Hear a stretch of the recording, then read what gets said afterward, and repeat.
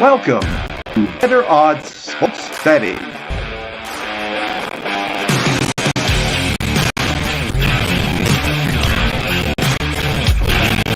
Here's our hosts, Kiev and Kyle Hunter. What's up for everyone? Welcome back to Better Odds Sports Betting. Kyle is back. Kyle, is that a Dayton hat you got on right now? It is, yeah. Yeah. Go Flyers tonight, I guess. Go Flyers. It is a small slate tonight, isn't it? It is a small slate. These Friday slates are pretty difficult. I use Fridays to get ready for Saturdays usually. Me too. Let's get into let's just touch on the Friday slate, but how about this? Let's talk about and this is something, Kyle, you've done extremely well on all the shows that we've had over the past 4 or 5 years. Picking a team to make some noise under the radar in the NCAA tournament. When I say under the radar, no one can get under the radar like Kyle. So I'm going to try to be like Kyle with my pick. I think that I have a fun one for us, but I'm hoping Kyle doesn't grab it. So I'm going to let you go first and see what you have under the radar that could make some noise. Well, under the radar, do we mean it has to be a small team or just a team? No. Like I picked Northwestern last night to be a possible good value, for example, on the show. So no, I would say any like Power 5 team that's not really mentioned is under the radar. Okay, so the way they've been playing lately, I think TCU is kind of under the radar because Mike Miles has been out. I like futures on TCU. I've seen 40-1 on TCU. I think that's a decent play. Them to reach the Final Four, farther under the radar, smaller name team because Missouri Valley Conference has made some noise in the past in the big dance. I think Bradley, if they get in, the Bradley Braves could pull an upset.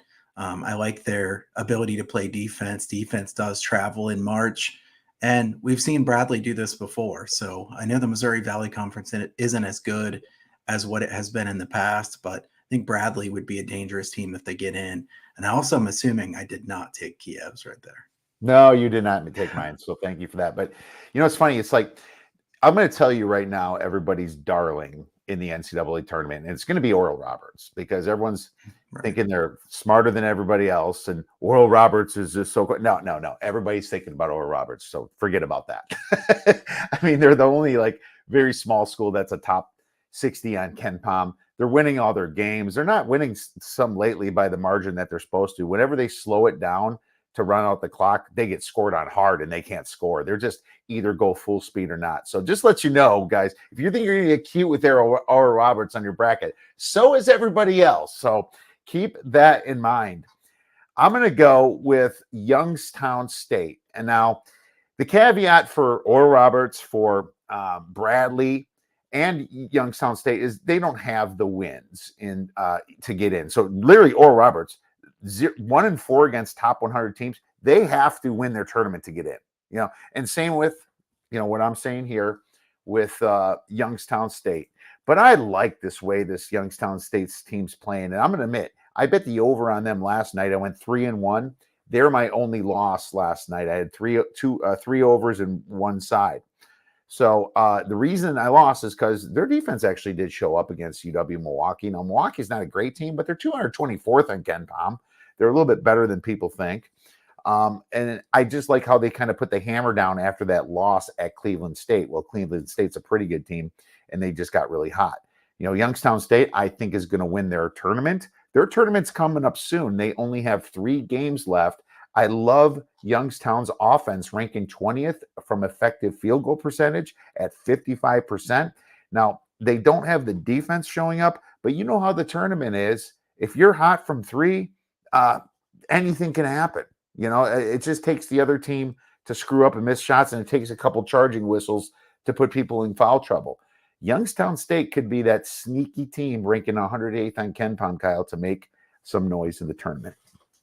Yeah, that'd be a really big seed, or what would that be? Maybe a 14 seed or something like that for Youngstown State if they get in. Maybe a 12 or 13 for sure. Yeah. At the most. The conference is so weak that they wouldn't be seeded very highly. So that maybe that could be, you would hope they'd get a 13 seed because, once you get down to 14 or 15, you have very little chance of winning. But I could see that one. I think a Mountain West team could make some noise in the tournament. You got several Mountain West teams. And New Mexico's playing their way off the bubble the way they've been playing lately. Boise State's a team that if they make it could make a run, but they've never really been too good in the NCAA tournament in the past. Gonzaga's hardly under the radar, but they're a team that if they play like they did last night, they're going to be able to beat anybody. No, that's true. And I'm glad you brought up New Mexico because that's a perfect segue into tonight's lineup here. New Mexico has a big game, losing 4 straight in a row against San Jose State, Kyle. So last week I said buy on San Jose State. I said, teams that have value coming in. I usually have a buy low, sell high segment. San Jose State made mine, and I did bet them to win against Utah State. I should have bet them against UNLV on the road, but I just chickened out.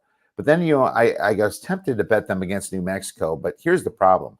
I would bet them at -1.5 if I know one thing, and that's Jalen House. Yeah. Jalen House is New Mexico's best player. He's a beast out there, and he's missed a few games, and he's part of the reason that New Mexico has lost. He's questionable still. I forgot what his injury is. I think it was a hammy, if I remember, Kyle. Let me just check here. New Mexico. Yeah, hamstring. So we don't know severity of this hamstring. It could be really bad where it takes him out 3 weeks. It's been 10 days now, or he could be coming into this game. I would probably even go to say that he's worth so much to this line that it would be value on either side. If he's not playing, you bet San Jose State. And if he's playing and you think he's healthy, maybe bet on New Mexico, Kyle. Yeah, I know he's a game time decision. It makes it hard to bet a game like this. My lean would be San Jose State. I don't know if I'd bet New Mexico even if he did play, it being his first game back, and wondering if there might be a little bit of rust. If he doesn't play, I think San Jose State's a good bet here in this one. If he does play, I think I'd pass. This is a New Mexico team that's just skidding in a big way. As well as they played early on, winning at St. Mary's, they look like a team that would definitely get in the big dance. But the way they've been playing lately, it takes some upsets for them to even get in. This is kind of a tough spot for the Mountain West because they have their team that look like the breakout candidate falling apart here with Tino as the coach. And then some of the other teams are going to be bubble teams. So we'll see how many teams get in from the Mountain West. Yeah, it's Mountain West is such an interesting because there's a lot of teams in the 50 to 100 range. I just don't see a lot of at large unless San Diego State doesn't win their tournament. Then obviously a bubble is going to burst for somebody. But what I will say is I am just very impressed by what San Jose State's doing, and the reason why I had them as a buy high is that their free throw luck has been terrible. They ranks 362nd, Kyle, in free throw luck. You can't control that. It's just, somebody shooting free throws really good. It happens to be when you play them. It's not like something in the air or nothing. I don't know. It's just change your shoes. I don't know what to do, but it's going to regress. And so that's going to help them a little bit. Now, the bad side of things is that they're not a great free throw shooting team at 308. So I don't like laying points with San Jose State, but they're kind of under the radar. But yeah, it's definitely a very interesting situation here. The problem with us as handicappers is, especially if you're like loading plays to sell, you can't do that. You get this information sometimes 10 minutes, 15 minutes. And even for me, I might make a bet because I get it 10 minutes before. I can't send it out. I'm just doing it personally, So unless I get a good 20 minutes to 30 where I can at least get it to my monthly people, it doesn't make sense. So I usually have a little bit more bets than I can track and count on the old screen, Kyle. Agree. Kiev, I wanted to touch on this question here real quick from Michael. Do offenses in late February slow down as team ratchet up defense, or are offenses more in tune? Any general trends that you might consider this time of the year? Kiev, I'm sure you know this. There's been a ton of overs here lately, and it's one of the reasons, honestly, I've not done well the last few days. I've been getting my butt kicked. I changed and did bet overs yesterday, so I got one back. You were one ahead of me there yesterday, but even my over lost yesterday. So there was a Memphis game where Kendrick Davis got hurt, and then they scored 4 points in the last 11 minutes of the game. This is a trend lately. Look at the last 7 days. Overs are 57.2%. That's insane. Michael, I was looking this up here as we were talking. If you just look blindly, betting overs from game 25 of the regular season on, it's 51.1% dating back 15 years. So the over has done a bit better late in the season than the under, but this is very specific to whether it's good teams or bad teams. There are very good trends as far as teams that are really bad in their last couple games of the regular season. And Kiev was just kind of talking about how Youngstown State doesn't have much time left. There's several conferences that have like 2 or 3 games left after this. So they are getting really late in the season. If it's a game between 2 teams that are bad, over has been a good way to look at the end of the regular season. At the same time, if it's a game between 2 teams who are really good late in the regular season, it plays more like a March Madness game where it means a lot. Those are good unders. Kiev, you have anything you want to add to that? Yeah, it's a great question. I totally agree. There's teams that are giving up and mailing it in for the NCAA tournament. It's hard to predict motivation. Sorry, I mean conference tournaments. I don't know what Boston College is going to do, Kyle. I can't bet on them right now. Because they might just not care. It's a long season. It's stressful on the kids. They're not in it. They know that they have a chance when that tournament happens. So it's not like you can predict them to play, for success. It's just too hard to do that. But I would say if you have a reason to bet against them in your handicap, maybe add that as a little juice that they might have given up. 2 bubble teams playing each other goes under. First half unders are amazing for a tournament, especially in the NCAA tournament when it's on these neutral courts. People never play there. I think it's very important to take a look at that. So trend-wise, fade certain coaches. There's one in Tennessee that me and Kyle always talk about towards this down the stretch here, and that's going to be a big game we might even touch on this weekend. But just remember, bubble teams playing each other on the under, and teams that are bad, you look toward the over. Okay, I've got a couple stats that I pulled up here as we were talking. Late season unders between good teams. This is home team playing game number 26 or later. That's about where we're at for a lot of these teams. Game number 26 or later. 2 teams with a 60% winning percentage playing against each other is 54.5% to the under from that point of the season on. So that speaks to what we were saying. And then the other side is 2 teams below 50% win percentage. This is 52.8% to the over. If you lower the number on the total down to 145 or lower, it goes up above 54%. So the really high overs haven't done terribly well with bad teams, but as long as you get a lower number, that makes sense to bet an over. To me, I think that makes quite a bit of sense because those lower numbers are 2 teams that have usually played slower, but they don't really care anymore. They care about the NCAA or the conference tournament like Kiev was talking about. They don't care about this game. So I think the low overs between bad teams are a good way to look. And then also unders when 2 really good teams are playing each other. Fair enough. Tonight there's not a lot of other games that I'm going to talk about.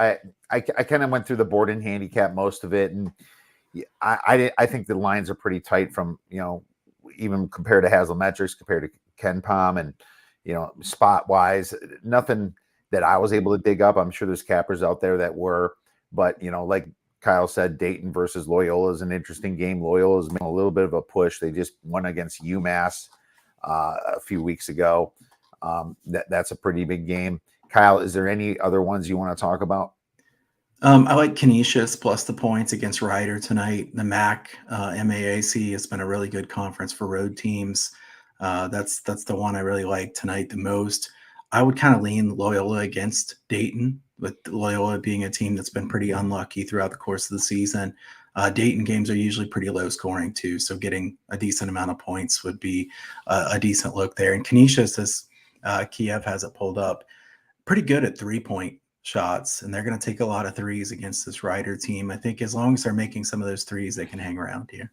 There you go. That's not a bad find because Ryder only ranking 325th at home, which is what most of the conference is doing. Seems like the away team's ranking 102nd here from home court discrepancy is an interesting look. So yeah, maybe I'll dive a little deeper than that one, Kyle. Thank you for that and giving out that play to our listeners. Let's look at the Saturday slate then, and we have a massive slate. I picked a big game. Kyle, why don't you go with the game that you want to talk about? Let's talk about Tennessee and Kentucky. You alluded to Rick Barnes already. We might as well talk about that right off the jump because I'm curious your take on this one too, Kiev. And I didn't really pick this one because I have a strong opinion on the game. It's more that I'm really going to be interested to see what this line comes out at because remember the first time they played, Kentucky was a dog of like 12 and a half points. They won outright at Tennessee. So what's this line going to look like? Because Tennessee hasn't really played great, and then all at once they beat Alabama. You know, you see the signs just like football, things like that. Which, Tennessee, they've had a good season. I'm not high on their chances once you get in the NCAA tournament because we've never seen it from Rick Barnes.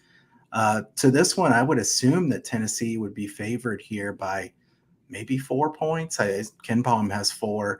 Do you think 4 is about right, Kiev? Yeah. I think that if it is 4, I'm hoping it gets pushed up to 5. There's going to be a road revenge angle that people are going to talk about for Tennessee, but I just don't like Rick Barnes at the end of the season. Now, here's the weird thing with Kentucky, and I touched on this earlier this week. So our Severe Wheeler's hasn't been playing, but they've been winning without him. So it's like, what does that mean? Was he, I don't know. They did lose this 2 game, but I guess when I say when they're winning, they went to Mississippi State and won, so that's pretty big. The weird thing about Kentucky is that, they haven't performed all that well down the stretch, and you wonder why. I mean, they did lose a few guys from last year, but the whole NCAA Player of the Year, Oscar Tshiebwe, is still playing with them. I thought this Kentucky team would be better. Tennessee's coming off with their biggest win of the season against Alabama. They're coming off that game. There is a very good chance that they could let down a little bit.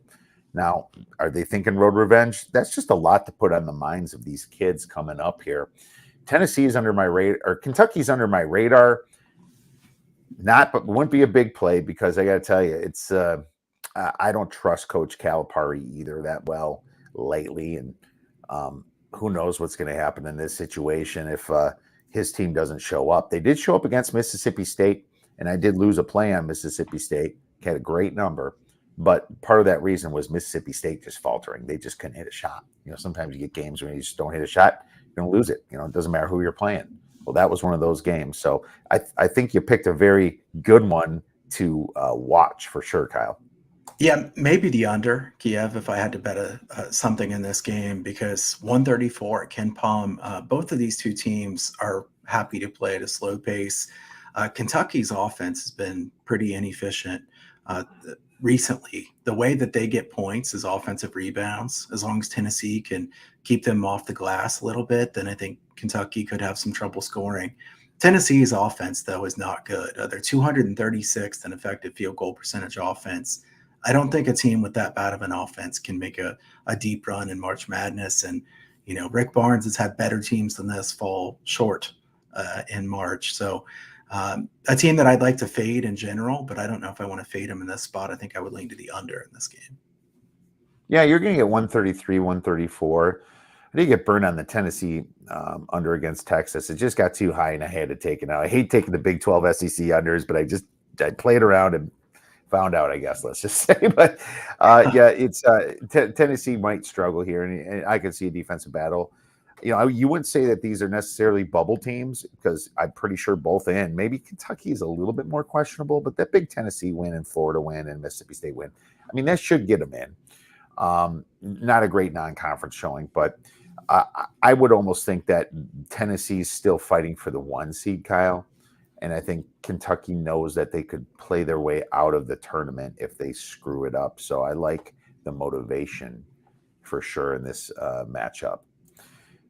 Let's move on to another big game. Me and Kyle are just the big game guys this weekend, right? Baylor against Kansas. And this is probably, I would say, maybe the best game of the weekend because these two teams, they're very hot.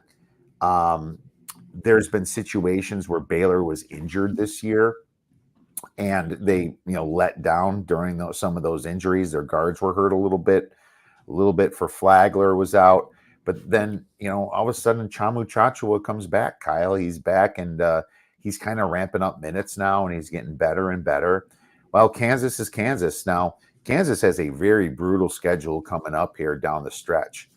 If you look at a lot of the metric sites, it's going to have Kansas favored by over the 3, okay? And, even Haslametrics has it, and this looks on the whole body of work. But I also have to factor in that Kansas wasn't as injured as Baylor throughout the season. And I personally think that Baylor is a little bit better of a team than Kansas as a whole now that they have their rebounder. If you look at Baylor, and I'll just pull up their numbers on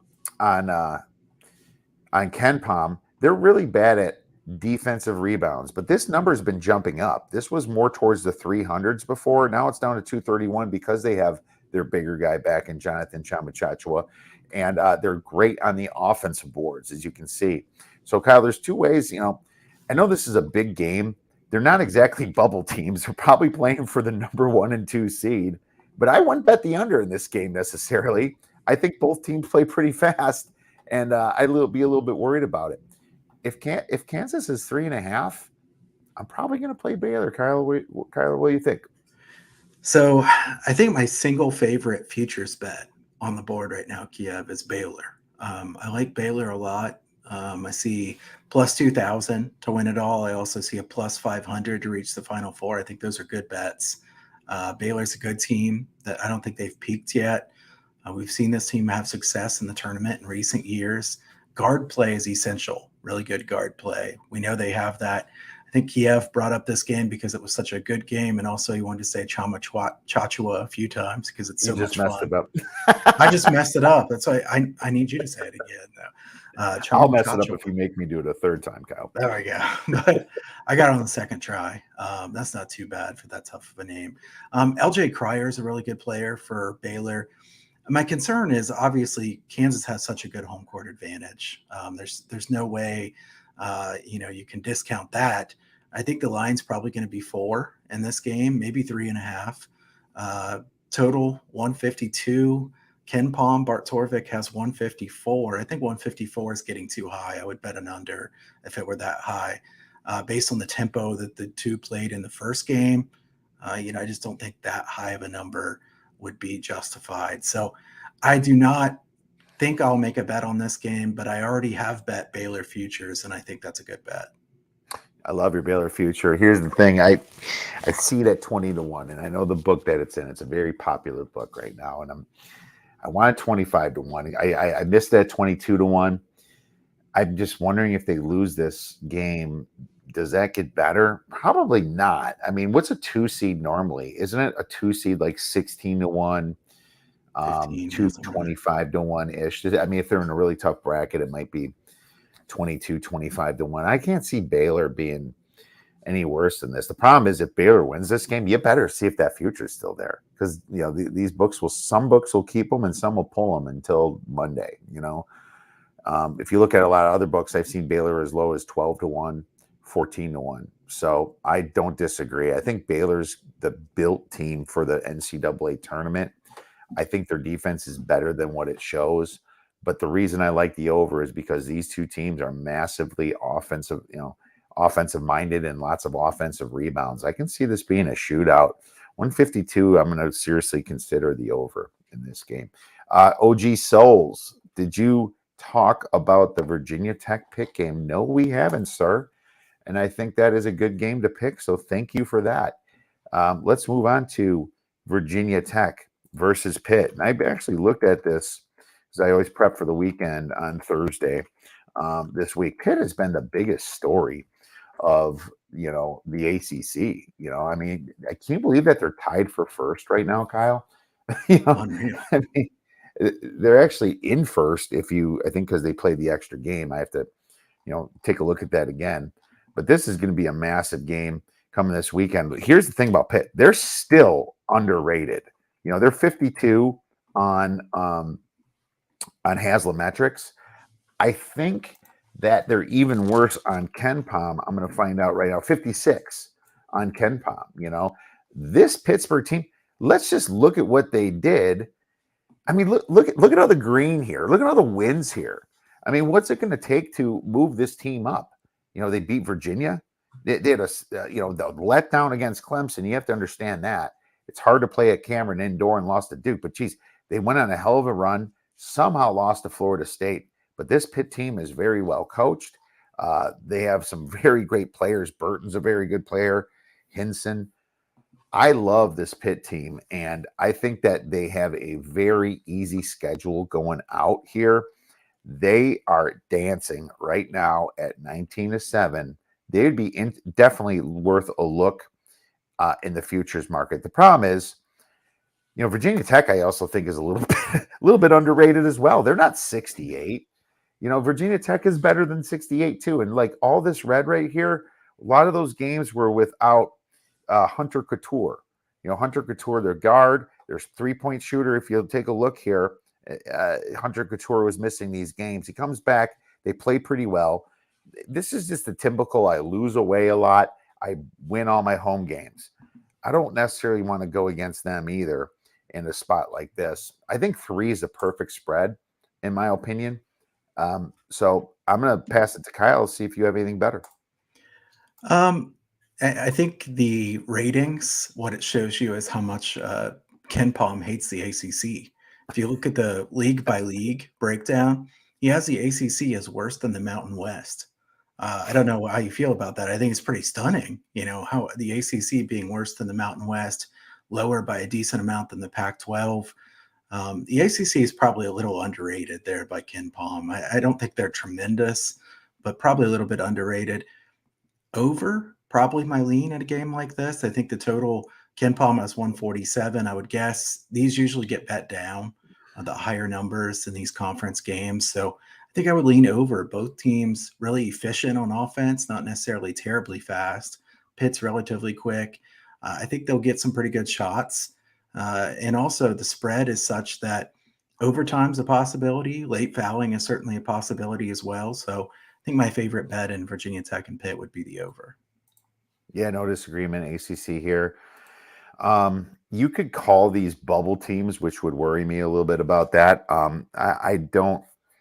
Well, Pitt's in. Is Virginia Tech, are they considered a bubble team? I don't know. They have some good wins. I believe they did beat Virginia, right? So, I think maybe Pitt's in and Virginia Tech's not. Yeah. They project this over around the 148 range. Is that where you're getting, Kyle?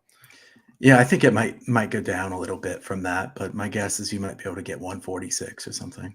Yeah, something like that. 146 would be a little bit more. 147 is on Ken Palm projected. These teams are a little bit faster. The ACC is kind of slowed down, I thought, just in my opinion wise. Maybe it's because I look at Duke. For some reason, Duke's not playing that fast anymore. Virginia's never played fast. Miami's hit and miss. North Carolina is all over the board lately, man. They're the most volatile team. And they were just like they were last year. And then all of a sudden they get in the tournament, they get to the Final Four again. Who knows what's going to go on with Bacat and some of those guys over there. But no, it's we'll take a look towards the over. I'm not sure if I'm going to play it. Same. Let's do hodgepodge. Let's pull up another game, Kyle. Anything? There's Michigan State game. Oh man, I don't know what to bet on the Michigan State game. There's too many emotions going on there from the Michigan State side that I can't handicap. I wouldn't bet that one with your money, Kiev. So yeah, that was. I don't want to bet that game. Do you have any opinion on that game? I bet Michigan State last time and won. I know that, but now coming back here, they're playing at Michigan. Michigan's playing better ball right now. But they're like the North Carolina, the Big Ten, though. I mean, they're so all over the board. I find it strange how Michigan beat Northwestern twice. Look at how good Northwestern has been playing, right? But they're that team that beat Northwestern twice. They kind of throw me off a little bit for that. Michigan Penn State, they beat Maryland, right? But that was at home. But they beat Maryland by 35 points. It was like, what? Where's that Michigan? And then all of a sudden, very close game against Indiana, 1-point game. And then they lose to Wisconsin in just an ugly game because that's how Wisconsin is. What happened was Michigan couldn't get started. They were getting smoked at the half, and then they come back because Wisconsin doesn't like to score field goals in the last 10 minutes of games if you've been watching them. But there's a lot of emotion in this game. I'm going to lean just the home team because Big Ten home teams are massively in the 60% range, actually, to be honest with you, Kyle, this year. Their Big Ten home teams are just so good to bet on. It's kind of a revenge spot for them. Maybe they're looking past Wisconsin a little bit to the Michigan State game. I don't know. Michigan State has their woes, too. They have a massive win against Maryland. Ohio State, you can just cross them right off the whole universe right now. I have no explanation for Ohio State and the woes that they're going through. I think their coach is probably toast this year. Yeah. And I'm touch on what OG asked about here real quick. Missouri and Texas A&M over. We appreciate the questions. We'll try to hit on these. Texas A&M, Missouri, 159 is Ken Palm. I'll tell you what, if it's 159, I cannot bet the over. That's such a high number. The first time these two played, I bet the over and lost. I think it was 148 or 149 or something, and it finished 146. The tempo was only 69 possessions. Texas A&M has been really inconsistent on tempo lately. They had a 71 pace game against Auburn, 58 against LSU, only 65 against Arkansas. I don't think I could bet the over there. You got anything, Kiev? I would probably bet the under. Now, Missouri, they show no defense, right? They show average possession length, number 32nd in the nation, very fast. But let's face it, Missouri is substantially a bubble team. Texas A&M plays for respect this year. They're another sneaky team that I've looked at this year to make a run possibly in the tournament. Texas A&M is a very good team, but now they're going to Missouri, which makes it a little bit more interesting. Missouri's defense isn't good at all, ranking 219th in efficiency. They don't guard the 2 or the 3 good. It's just hard to figure them out. I picked a good spot to back them against Iowa State, and their offense just happens to show. But if their offense just doesn't show for segments of 4 to 5 minutes, that over's toast. That's how these massive overs are. You need a shootout here. And Texas A&M, they're fine with not being in a shootout, and their defense is so good that they slow people down to an adjusted tempo of 242. I might look to bet Texas A&M in this game personally. I think I think they're the better team. I would bet Texas A&M here on the way. Texas A&M, they have big road wins against Auburn. Can't really say South Carolina, but Florida. They beat Florida. They beat Auburn. They have some good road wins already on their belt, so they can do it. Arkansas, they just won at home, so I would probably bet Texas A&M. Makes sense. Let me throw a under the radar game at you, Kiev. We haven't really talked about one under the radar yet. We have to do that for sure. Okay. North Texas and UTEP. I like North Texas. I always like their games. Grant McCaslam's a really good coach. North Texas, UTEP, a total that's probably going to be like 114 or 115. Curious your thought on this because North Texas actually has a chance in the conference race now that Florida Atlantic lost last night. North Texas, UTEP. You got anything? What do you think of a total set that low, North Texas and UTEP?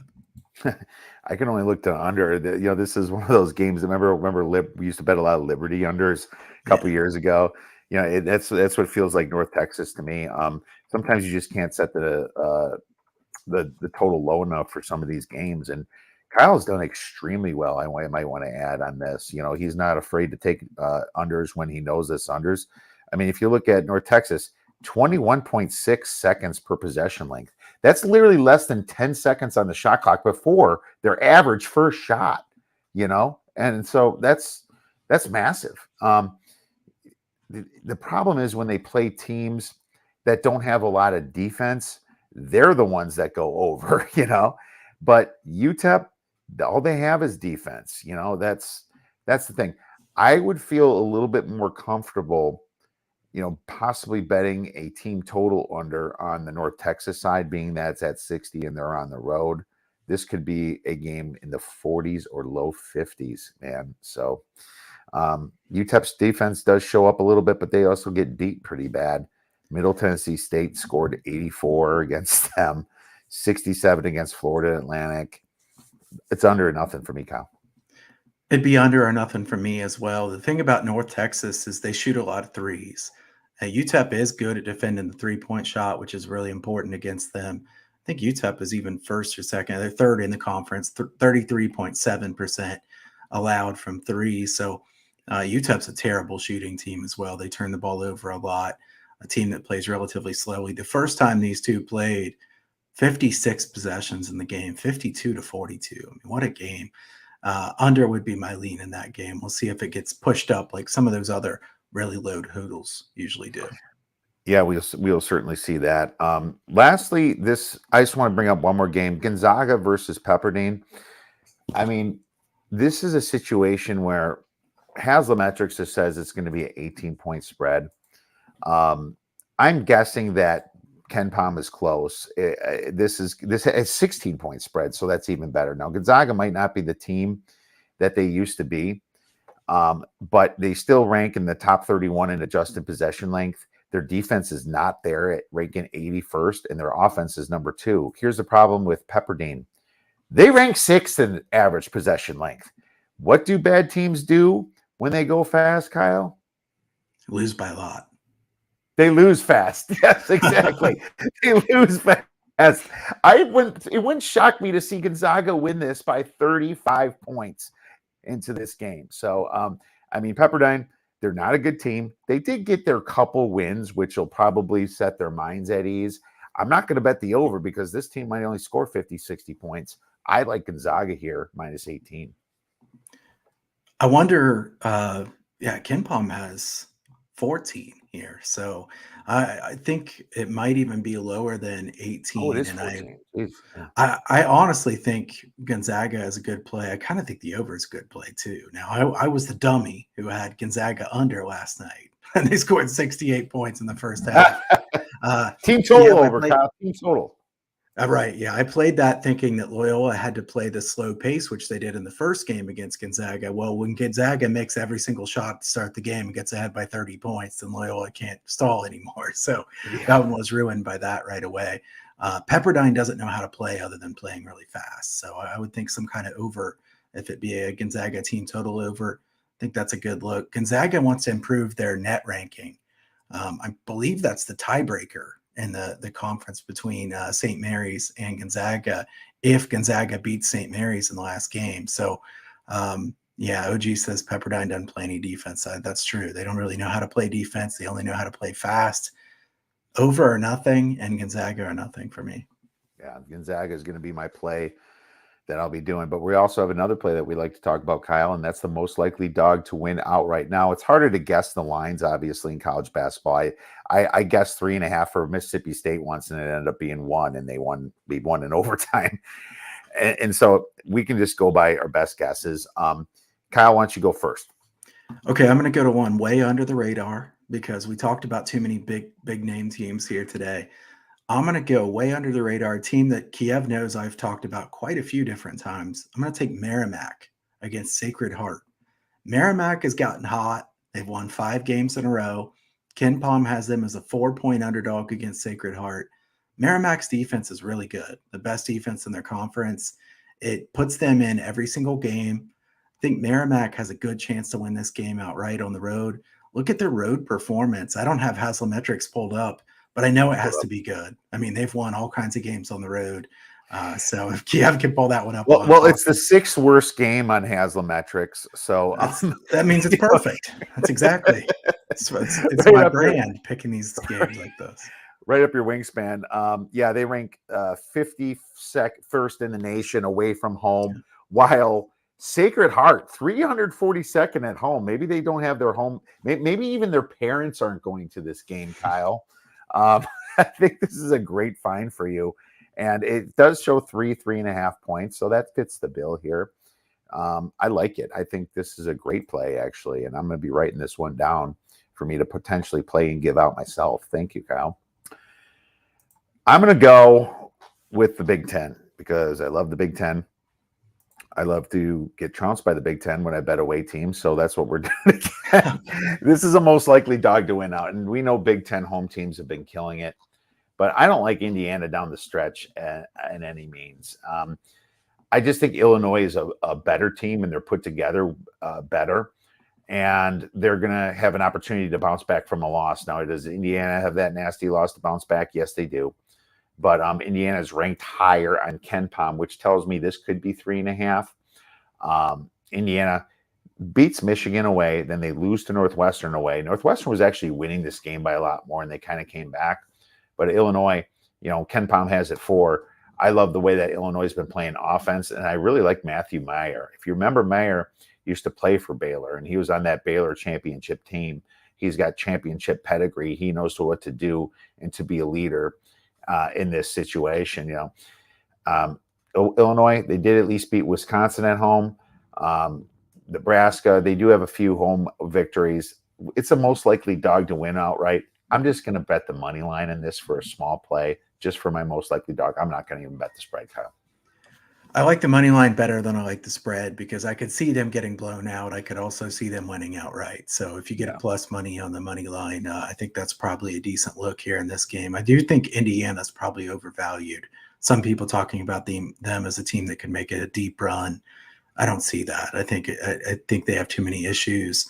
Don't love their coaching either. So and if you look at Indiana. And if you look at Indiana just like last year, look at them down the stretch here. Oh, they beat an 83rd Maryland. I mean, they were terrible down the stretch in 2022. 2021, look at this down the stretch, during the COVID year. Losing down the stretch. That's what Indiana does. They lose down the stretch. You look at the years back. So, they still have some of the same players, Trace Jackson Davis, So, maybe it happens again. I don't know. It's just a hunch I have on Illinois. What do you guys think about the Fairfield versus the Marist game? Short line. I'm a Fairfield money line. So what do you think about that one, Kyle? I like Fairfield in that game. Another MAAC game.